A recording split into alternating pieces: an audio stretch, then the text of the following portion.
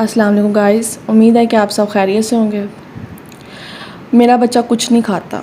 मेरा बच्चा किसी चीज़ को पसंद नहीं करता। जो देती हूँ वो खाता ही नहीं है, जो बनाती हूँ वो छोड़ देता है। और हमारा आज का मौजू यही है कि बच्चे क्यों नहीं खाते और आपको क्या करना चाहिए एज अ पेरेंट कि बच्चे अपनी खुराक सही रखें और एक हेल्दी और न्यूट्रिशियस फूड वो खाएँ। चलें अब इस मौजू पे हम बात करते हैं। मेरी वीडियो पूरी देखिएगा क्योंकि बहुत सारे पॉइंट्स हैं जो आपको बहुत जगहों पे हेल्पफुल रह सकते हैं। अच्छा, पहले तो कुछ मिथ्स हैं जो आपको ख़त्म करनी होंगी, क्योंकि एज अ पेरेंट हम समझते हैं कि ये बच्चे ऐसे करते हैं, बच्चे वैसे करते हैं, लेकिन वो मिथ्स ही होती हैं। मिसाल के तौर पे पहली मिथ ये है कि हम ये समझते हैं कि जी बच्चा बैठ के स्कूल से खा के उठेगा तो जी, लेकिन ये बात दुरुस्त नहीं है। बच्चे बैठ के स्कूल से वो कोई अडल्ट्स नहीं है कि वो आराम से बैठ के खाएं। वो ऐसे ही भागदौड़ में ही खाएंगे और एज अ माँ या एज अ पेरेंट या एज अ गार्डियन आपको उनके पीछे भागना पड़ता है और या फिर अपने साथ बैठ के खिलाएं।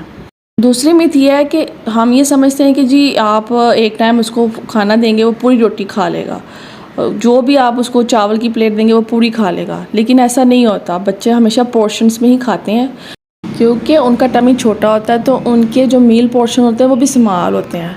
और ये तीसरी मिथ ये होती है कि जी बच्चे 3 टाइम खाएंगे। ऐसा भी बिल्कुल नहीं होता। बाज़ औक़ात बच्चे इतना खेल रहे होते हैं, उनकी जिस्म की इतनी डिमांड होती है कि दिन में 4-4 5-5 दफ़ा भी खा रहे होते हैं। खा वो पोर्शंस में ही रहे होते हैं। और बाज़ औक़ात गर्मी की वजह से बच्चे को कुछ भी खाने का दिल नहीं कर रहा होता। तो आपको अपने बच्चे को समझना पड़ेगा कि वो किस टाइम क्या चीज़ डिमांड कर रहा है। बच्चे की साइकी आपको समझनी पड़ेगी। आप स्क्रीन टाइम की मदद ले सकते हैं। अगर कोई बच्चा कार्टून्स बहुत शौक़ से देखता है, पता चल जाता है कि बच्चा म्यूज़िकल कार्टून शौक़ से देख रहा है, तो आप उसकी मदद ले सकते हैं। और बिलीव मी, ये बहुत कारगर तरीका है। बच्चे स्क्रीन टाइम के चक्कर में बड़े मज़े से अपना खाना फिनिश कर सकते हैं। एक और बात कि ज़रूरी नहीं कि जो आप बनाएं वो उसको पसंद आएगा। बड़ी दफ़ा ऐसे होता है कि जी आपने इतने शौक़ से इतनी रेसिपीज़ यूट्यूब पे देख के आपने कोई डिश बनाई होती है और बच्चा उसे कम्प्लीटली रिजेक्ट कर देता है। इसका हल ये होता है कि बच्चा पहली दफ़ा कभी भी नहीं चीज़ खाता। आप उसको 4-5 दफ़ा इंट्रोड्यूस करवाते हैं, बार बार उसको दिखाते हैं, उसको टेस्ट करवाते हैं, फिर जाके उसको आहिस्ता आहिस्ता उस चीज़ की आदत पड़ती है। तो भाई हिम्मत नहीं हारनी, घबराना नहीं है, आपने लगे रहना बस। एक और पॉइंट ये भी है कि आप देखें सुबह के टाइम बच्चे को काफ़ी भूख लगी होती है, आप उस टाइम न्यू फूड उसको दें, क्योंकि उस टाइम जितनी भूख लगी होती है बच्चे को कुछ भी आप देंगे वो एक दफ़ा अगर पूरा फिनिश ना भी करे लेकिन वो 1-2 बाइट उसकी ज़रूर लेगा। ऐसा फिर उसको आदत हो जाएगी और वो फिर उसको खाना लग जाएगा। एक और भी बात होती है कि पेरेंट्स ना अपने हिसाब से चल रहे होते हैं कि जी ये चीज़ मुझे नहीं सूट करती तो बच्चे को भी नहीं करेगी। ये जो कंसेप्ट है ठंडा गर्म, एलर्जी से एलर्जी हो जाती है, ये फूड रात को नहीं खानी, ये फूड सुबह नहीं खानी, तो ये जो सारी मिथ्स हैं ना, ये आप बच्चे पे, अभी वो न्यू है इस दुनिया में, आप उसके हिसाब से चलें, ना कि अपने हिसाब से उसको चलाएँ। जो चीज़ उसको सूट नहीं करेगी वो खुद ही रिस्पॉन्स देगा, उसके आपको रिएक्शन खुद ही शो हो जाएगा कि फिर आप उसके बाद उस चीज़ को लेके चलें कि ये चीज़ को सूट नहीं कर रही, ये मैंने इस तरह देनी है। और बाज़ वक़्त ऐसे होता है कि चीज़ सूट कर रही होती है, वो टाइमिंग नहीं अच्छा होता कि उस बच्चे, या आपने पहले कुछ इस तरह खिला दिया होता है। तो फूड एलर्जी वगैरह जो ये कंसेप्ट्स हैं, ये आपने इस तरह सिर्फ फूड का कसूर नहीं होता, टाइम का और उसके देने के अंदाज़ का। बाज़ औक़ात हम उसको इतना कुछ पहले ओवरफीड करवा देते हैं, फिर वो जो चीज़ हम पहले ही समझ रहे होते हैं कि एलर्जी करेगी वो देते हैं, तो जब वो वॉमिट कर दे या कोई और रिस्पॉन्स दे तो हम परेशान होते हैं कि जी इस चीज़ की वजह से हो गया। बल्कि गलती हमारी होती है कि जी हमने तरीके से चीज़ उसको इंट्रोड्यूस नहीं करवाई। दूसरी बात ये कि जंक फूड हम बहुत लगे रहते हैं कि जी जंक फूड नहीं देनी है, ये मसला वो मसला। Junk food no doubt healthy नहीं है, लेकिन हम इसके बगैर रह भी नहीं सकते हैं। आप जंक फूड को भी एक अपना हथियार बना सकते हैं। मिसाल के तौर पे आप उसको कह सकते हैं, अगर वो जो जंक फूड वो मांग रहा है, आप उससे पहले उसको कहें कि आप ये रोटी सारी खा लो, फिर मैं आपको वो जो चिप्स या चॉकलेट दूँगी। इस तरह उसका टमी आप जंक फूड से पहले ही इतना फुल कर दे कि वो अगर जंक फूड ले भी तो वो पूरा ना खा सके, 1-2 ले और उसका पेट फुल हो। अच्छा, स्क्रीन टाइम के अलावा आप ऐसे ये भी काम कर सकते हैं कि जो अगर बच्चा खेल रहा है तो खेल में भी ना उसका दिमाग डाइवर्ट होता है, उसको समझ नहीं आती, वो खेल की खुशी में ही आप उसके मुंह में अगर बुर्कियाँ डालते रहें ना तो वो आराम से अपना खाना ख़त्म कर लेता है। तो आपको मतलब भागना पड़ेगा। ये नहीं हो सकता कि आप बच्चे को मेज़ कुर्सी पे बिठाएंगे और उसके सामने आप एक प्लेट रखेंगे और वो जब थोड़ी देर बाद देखेंगे वो प्लेट खाली हो गई है। ऐसे नहीं होता। बच्चे एक इंसान है, वो रोबोट नहीं है। वो अपने हिसाब से चलते हैं, उनका भी पूरा माइंड काम करता है।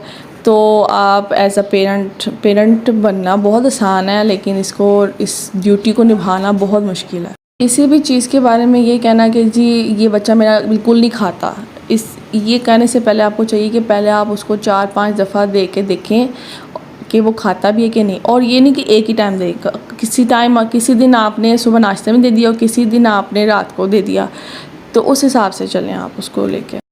एक और बड़ी अहम बात, जिस तरह हम लोगों के टेस्ट बड्स होते हैं, यानी कि हम टेस्टी चीज़ें खाते हैं, तो आप ये ना समझें कि बच्चा भी वो आराम से हर चीज़ खा सकता है। बच्चे की बहुत टेस्ट होते हैं। इवन आपके जो 7th मंथ का बच्चा होता है उसको भी कुछ चीज़ें पसंद आ रही होती हैं, कुछ नहीं आ रही होती। तो आपको ख़ुद ही अपने जो खाना होता है वो थोड़ा सा मज़ेदार बनाना पड़ेगा। मिसाल के तौर पर अगर 7th मंथ का बच्चा है तो आप उसमें कुछ काली मिर्च या कुछ हल्का से हल्का मसाला यूज़ करें। ये नहीं कि आप चम्मच भर भर के डालें, थोड़ा सा पिंच ही डाल दें ताकि उसको नया टेस्ट आए। क्योंकि वो भी चाह रहे होते हैं कि हर दफ़ा कुछ नया टेस्ट आए। जैसे हम चाह रहे होते हैं कि उस नाश्ते में कुछ हो, डिनर में कुछ हो। तो आप बच्चे के लिए नई चीज़ें ट्राई करें। यूट्यूब अब आपके लिए बड़ी हेल्पफुल है। मेरे चैनल पे बहुत सारी वीडियोस पड़ी हुई हैं, तो आप नई डिशेस देखते रहें और नए अपने एक्सपेरिमेंट्स करते रहें। तो बच्चे अगर चीज़ थोड़ी सी हटके हुई तो बच्चा ज़रूर ट्राई करेगा।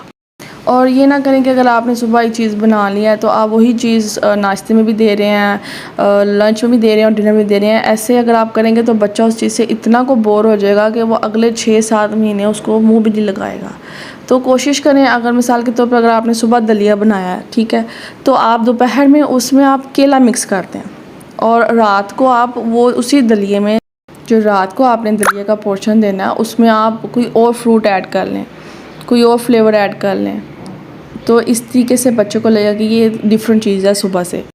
इस तरह बच्चा लंबे अरसे के लिए इन चीज़ों को खाता रहेगा। वरना बच्चे बहुत जल्दी किसी एक फूड से बहुत बोर हो जाते हैं, फिर वो काफ़ी अरसे उस चीज़ को ना सोचते भी नहीं हैं। अक्सर ऐसे होता है कि जी माएँ खाने से पहले, अगर नाश्ते का टाइम है या लंच का टाइम है, उससे पहले दूध का फीडर पकड़ा देती हैं। ये बहुत गलत प्रैक्टिस होती है, क्योंकि वो बच्चा दूध से ही पेट इतना भर लेता है कि वो खाना भी खाता ही नहीं है। और दूध की जो आपको एक आइडियल होता है यही है कि आपने आहिस्ता आहिस्ता इसकी क्वांटिटी कम करनी होती है, क्योंकि अगर आप दूध ज़्यादा देते रहेंगे तो बच्चे में खून की कमी होती रहेगी, कि वो खाना नहीं खाता। तो आपने अगर नाश्ते का टाइम है या अगर लंच का टाइम है तो आपने पहले खाना देना है, फिर उसके बाद दूध देना है, ताकि जब भी आप उसके सामने खाना रखें तो उसको इतनी भूख लगी हो कि वो आराम से खाना शुरू कर दे। क्योंकि दूध पीने के बाद बच्चे का टमी फुल हो जाता है, फिर वो नहीं कुछ खा पाता। कोशिश करें कि बच्चा अपने जिस्म को समझे, उसको पता हो कि इस टाइम भूख है और इस टाइम मुझे भूख नहीं है। तो आप उसको ओवर फीडिंग का ना उसको आदी बनाएं, बल्कि जब उसको पता हो कि जैसे भूख लगी है तब खाना खाना चाहिए। क्योंकि अक्सर माँ ऐसे करती हैं कि हर आधे घंटे बाद उनको कुछ ना कुछ दे रही होती हैं और इतना पेट भर भर के खिला रही होती हैं। तो बच्चे को ना फिर एक तो ये कि वो मोटापे की तरफ जाना शुरू करता है और उसके जिस्म को आदत हो जाती है कि जी अच्छा खाए जाना है बस यार खोरी जो होती है वो इस्लाम में भी मना है। तो आप बच्चे को उसको पहले पूछें, आर यू हंग्री, तुम्हें भूख लगी हुई है, तो फिर उसके बाद उसको खाना दें, ताकि उसे पता चले कि अच्छा जब भूख लगती है तो खाना मामा को कहना है तो खाना आएगा। एक और सबसे अहम बात कि बच्चे को वही कुछ खाता है जो वो 6-7 महीने से उसको आप खिला रहे होते हैं। तो जो 6-7-8 महीने जब बच्चा हो जाता है वो बहुत इंपॉर्टेंट होते हैं। आप उस टाइम बच्चे को हर चीज़ इंट्रोड्यूस करवाएं, हर चीज़ का उसको पता हो कि ये भी खाना है, ये भी खाना है, ये भी खाना है। उस टाइम ये जो स्टार्ट हो जाता है ना कि नहीं, अभी बच्चा बहुत छोटा है, अभी बच्चा बहुत छोटा है, वो आपके लिए इन द लॉन्गर रन बड़े ही मसले वाली बात बन जाती है। बच्चा नहीं खाता अभी कुछ भी।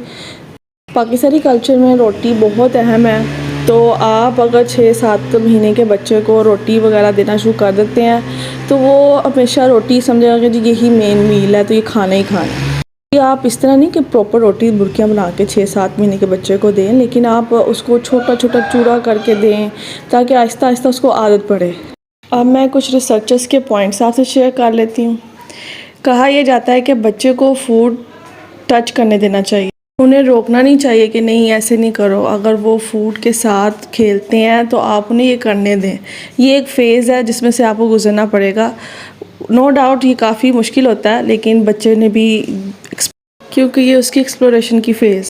दूसरा ये कि उनको कहा जाता है कि उनको कलर्ड प्लेट्स में कलर्ड स्पून वगैरह दें ताकि वो शौक़ से खा सकें।